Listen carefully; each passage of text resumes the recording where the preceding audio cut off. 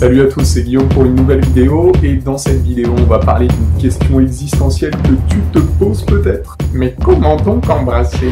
Bon, le projet de cette vidéo c'est qu'elle soit regardable même par un enfant de 10 ans, donc quand je parlerai de embrasser, vous pourrez comprendre embrasser et plus si affinité, si vous voyez ce que je veux dire. Bref, soyez les bienvenus sur ma chaîne les enfants.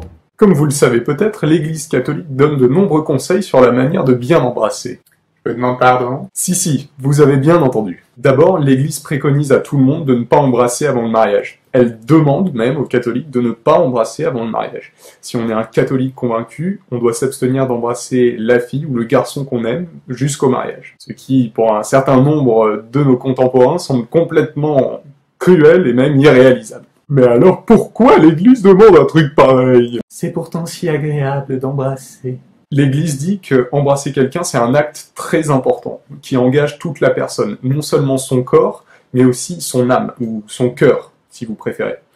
Au passage, l'Église donne la définition de ce qu'est un être humain, composé d'un corps et d'une âme. Les deux sont inséparables. Ça veut dire que quand j'embrasse quelqu'un, je peux pas dire « mon corps est en train d'embrasser, mais mon âme, mon cœur n'est pas impliqué ». Ça, ce serait se faire illusion.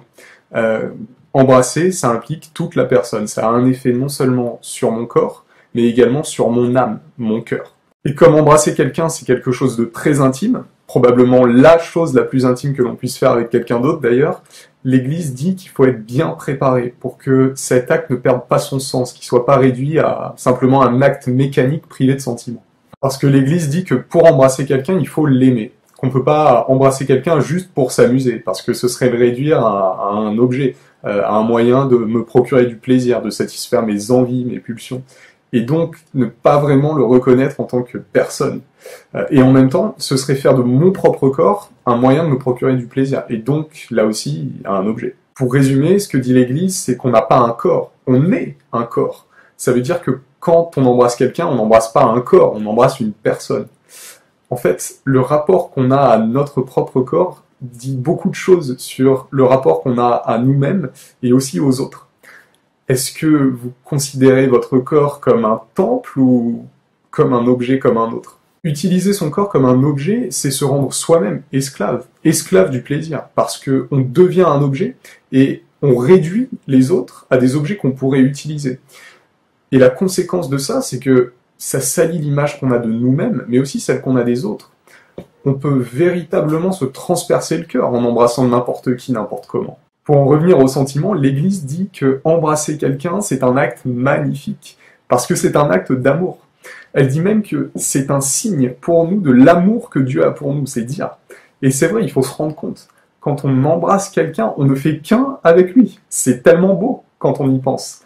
Si on ne considère pas cet acte comme quelque chose de sacré, mais qui devient quelque chose de banal, de privé de sens, alors on peut s'inquiéter que tous les autres actes que nous posons perdent eux aussi leur sens. Pour ça que l'Église dit qu'il faut attendre d'être marié pour embrasser quelqu'un. C'est pas juste histoire de respecter un protocole ou de frustrer les gens. C'est parce que le mariage marque un tournant. C'est l'aboutissement de la période durant laquelle l'homme et la femme qui se marient ont appris à se connaître progressivement l'un l'autre. Et cette période, elle est indispensable pour construire une relation d'amitié et d'amour qui soit solide et vraie. Ils commencent à se découvrir mutuellement leur cœur avant de découvrir leur corps, si vous préférez. C'est l'ordre dans lequel doivent se passer les choses pour qu'elles restent belles et qu'elles perdent pas leur sens. Le mariage, c'est le sacrement qui marque le moment où l'homme et la femme se connaissent suffisamment l'un l'autre pour passer à l'étape supérieure, pour partager l'intimité jusque dans leur corps.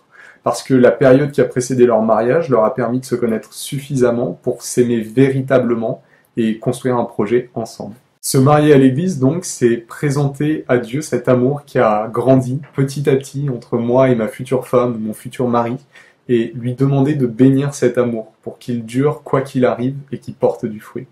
Bref, ce que vous dit l'Église, c'est que vous valez tellement mieux que ce qu'on peut voir dans certains films ou certains clips ou dans la rue parfois.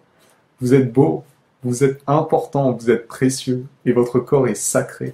C'est pour ça que Dieu vous dit ça.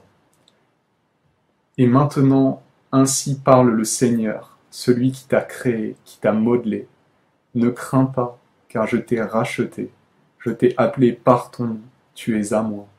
Si tu traverses les eaux, je serai avec toi, et les rivières, elles ne te submergeront pas, et la flamme ne te brûlera pas, car je suis le Seigneur ton Dieu, ton Sauveur. Car tu comptes beaucoup à mes yeux, tu as du prix, et je t'aime.